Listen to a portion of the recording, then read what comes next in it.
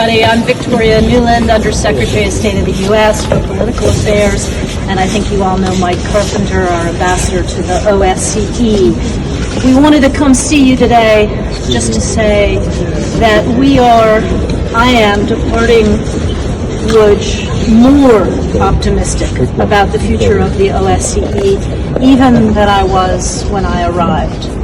Because just as he has failed to defeat Ukraine, President Putin, that is, despite his brutal war of aggression, his war crimes, and now his vicious fight against civilians, trying to freeze them in the middle of winter, Putin has also failed in his effort to divide or destroy the OBSE. In fact, 55 of the countries here today expressed enormous unity and enormous resilience about the importance of defending the very democratic values, the UN Charter principles, the Helsinki principles that Putin is trampling. And sometimes it takes a crisis like this for all of us to appreciate how hard we have to work, that freedom isn't free.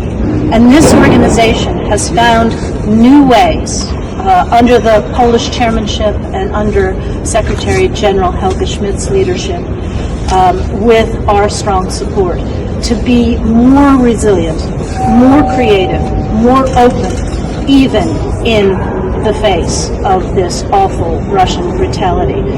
They reignited the bizarrely named Moscow mechanism, which allows decisions to be made outside of consensus when one nation is trying to strangle the organization using the consensus rule.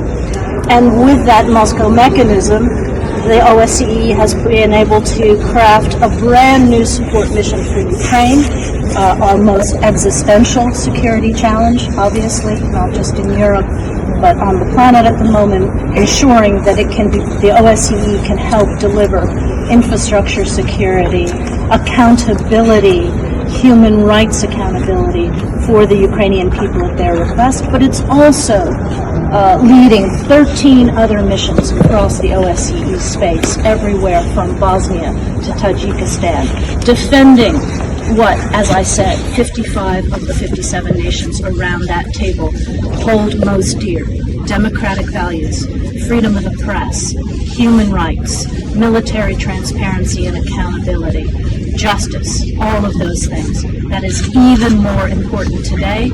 And what we heard around the table, the unity, the resilience, the fact that the OBSE is refusing to be destroyed or blocked, on the contrary, it's having a renaissance, was really, really inspiring here today. Thank you so much. So do you see any future for? Thank you.